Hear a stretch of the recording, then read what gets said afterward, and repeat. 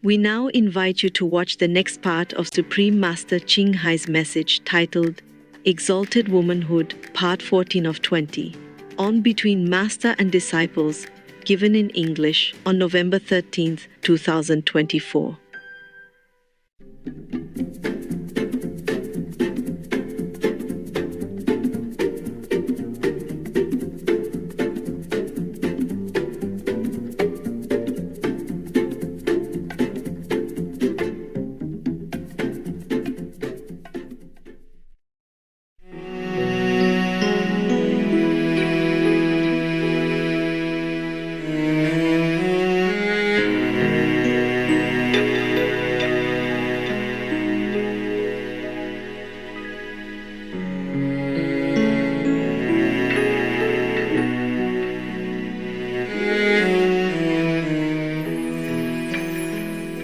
He has been Buddha since forever before.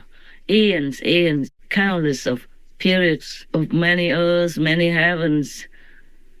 Destroy, rebuilds, he's been Buddha a long time already. So long you can never count. That's called many eons of time. The same with Maitreya Buddha and many other Buddhas. It is possible for a human to become a Buddha, of course, also.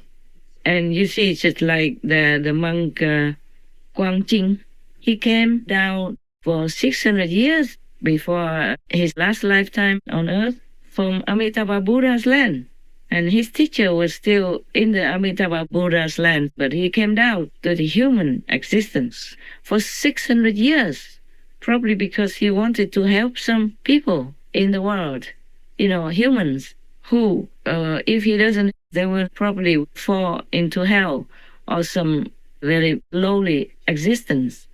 And even then, during the 600 years, he did many bad deeds. So he even became exiled into the animal kingdom, becoming an animal person. He himself told people that, and it's written in his book. So it's not like you are Buddha and you come down to the world, into the human world, and you just retain the status of the Buddha, and then everybody will see you as a Buddha and worship you and make offerings to you and recognize and accept that you are Buddha. It's not like that. Even when the Buddha came the last time of his cycle as Buddha again, people still wanted to kill him, even his own cousin, who was a monk also, who was his disciple, who was Buddha's disciple, wanted to kill him many times and degraded him, slandered him, and did all kinds of things. So you can never be too secure that, okay, I'm a monk, I'm a priest, I'm a nun, I recite Buddha's name every day, and I eat vegan, and I recite the sutra every day. I meditate on breathing technique or reciting Buddha's technique, whatever. Then I will go to Buddha's land. Not necessarily. Please, unless you are already a Buddha, it's very difficult to free yourself from this world once you are in it. So be very diligent. Monks and nuns, I tell you all this with all my love and respect for your ideal. Before you started your monkhood, you have ideals. You want to be a holy person, follow the Buddha, and do this and that to help other beings.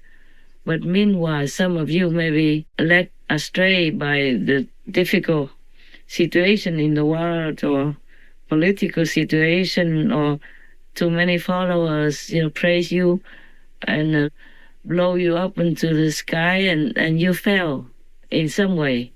But you can always return to your original noble ideal and become a good monk. Just remember, go inside, always check yourself, criticize yourself, no one else. Least of all me, okay? You will have very bad karma if you do that. I'm not afraid of you. I don't need your praise or worship or acceptance even. I don't need it. I need nothing in this world. Just I'm afraid for you only, okay? We talk again about going out for alms. If you already know your way and the villagers already know you and they want to make offerings to you. It's a short distance and you go back to your temple, then it's also agreeable.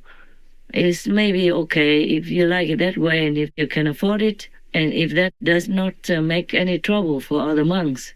Because if you're doing that, and if the majority of your country or your area are Mahayana monks, meaning they just eat vegan, or maximum vegetarian, meaning they eat eggs, drink milk, and eat cheese and all that, then other people or some fanatics will kind of glorify you and put you up on the pedestal so that you could never step back down again. They will make you become like a living Buddha and spread it all over on the net and oppress anyone who doesn't believe that you are a Buddha, even though you are not a Buddha yet. And you can't tell them. But slowly you might think that there's no harm, and then you feel proud that people trust you. And anywhere you go, people give you offerings and all that. Then some faithful, some fanatics will look down upon other monks who eat 2-3 times a day and live in a temple. But they also do no harm. They also recite the Buddha's names every day. They recite the sutras and they take care of their faithful. When the faithful are sick, they come to them. When they have trouble, they come to them, etc. So they're also doing work and they keep the temple clean for the faithful to come to meditate and to retreat and to take refuge when they have free time or when they're in trouble or need a place to rest for some time, for some days. Or even make a sample so that other people will become monks and nuns and continue to keep the Buddhist noble holy tradition. See, they also do their work. And when people are sick, they come and pray for them, reciting the sutras for them. And when they die or their relatives die, they come and pray for them. They're also doing something. And even if they're doing work like that and they earn only 3 meals a day or 2 meals a day with a few monks' robes on their body, then they're not doing too bad. Because humans always do need somebody to lean on, to tell their problems, and to help them pray for themselves before they die or when they're sick or when their relatives and loved ones die. They need all that comfort. And they need also to be reminded that they should do good, be vegan, do good, and help others. The monks will remind them to do that. So it's not like they are eating just because of an empty stomach. They also do something to help society, psychologically, mentally, and physically also. So it's not like they are worse than you or anything, but some people who do not understand deeply like that, thinking the monks who eat 2-3 meals a day and become a little chubby or don't go around begging, then the bad monk is not like that. No. To eat or not to eat, that doesn't decide your Buddhahood.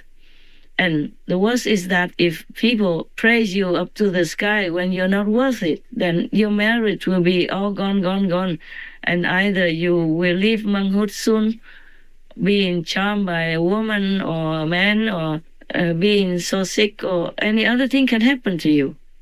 If you are a Maya relative, then you probably don't have to worry about that, because you're not doing it for the Buddha, for the people. You're doing it to destroy Buddhism. That happened also, because Mara said to the Buddha and made Buddha cry that in the Dharma ending age, like our time now, he will come and even defecate into Buddha's bowl and destroy Buddhism by sending his children out to become monks and preach against the Buddha, against the real Buddhism. When Shakyamuni Buddha was about to enter nirvana, he summoned the demon king and commanded him, "You should abide by the rules. Follow the rules from now on. Don't violate them." The demon king replied, "So you want me to follow your rules? Fine. During the ending age of your Dharma, I will wear your garments, eat your food, and defecate in your alms bowl." His meaning was that he would destroy the Dharma from within. When the Buddha heard that, he was worried. He wept and said, "There's really nothing I can do about you. Your method is the most poisonous, the most destructive." a commentary by the venerated Master Suan Hua, vegetarian, of the Thinking Sutra, or the Shurangama Sutra. So it could happen. The main point is that you should not be the cause for the separation between monks and monks, between nuns and nuns, like you are better than them.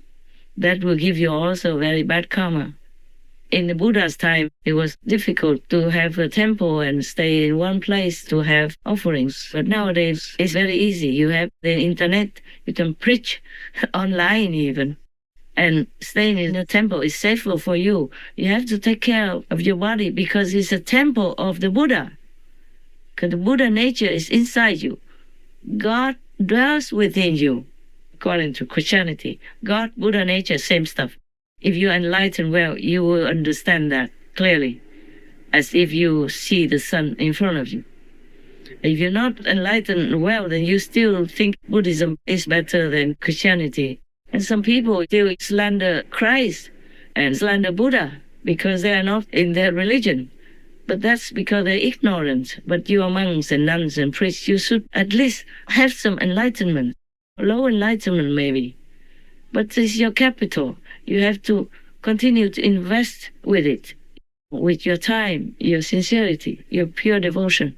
Then you become more and more enlightened all the time. Praise to the Buddha who helps you. Praise to God who sustains you, supports you, and helps you. Even monks have their own destiny, like what they have to do. So that's why some monks cannot be a real monk, or they will stop after a while because it's not their destiny, even though they really want to be a monk. But in Thailand, they have temporary monks. That's also very suitable, very good for that. Some people want to be a monk for 1 week for the marriage for some of their family members, or to become a monk for 1 month or 2 months, 3 months, or a year, etc. Then you don't have to be a monk for all your life. People do that in Thailand. Many of them do that. And now, if you choose the path of taking alms while you are walking, that's a different kind of monk, the Hinayana they call it, or they call it the early Buddhist monk style. But as I said before, I don't really want to offend anyone. I'm just saying what I know, okay? What I know might not be what you think you know or what you think is correct. But I just tell you the truth, nothing more. Yeah, it's up to you, huh? I often also make offerings to monks. I do not discriminate between the animal people, meat-eating monk, priest, or non-meat-eating priest or monk. But for you, yourself, if you go out begging for alms, you should, if you stay nearby your city or nearby your village, then people already know what time you come out, what time you go with your bowl for alms. Then they would line the street and give to you. Each one gives different. And then you go home and probably eat together or just eat whatever is in your bowl. It depends, huh? Maybe it depends on tradition, but mostly eat whatever's given in your own bowl. That's it. Now, if you know people already very well, you could tell them, please give only vegan, because as a monk, you have compassion. You see, that's why you want to become a monk.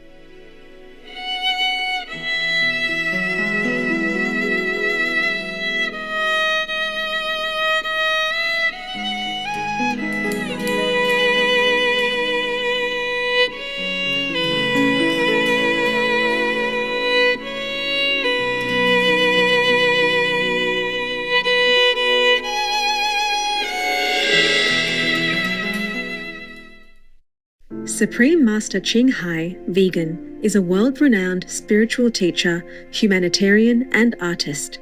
To learn more about her compassionate life and teachings, please visit suprememastertv.com/master.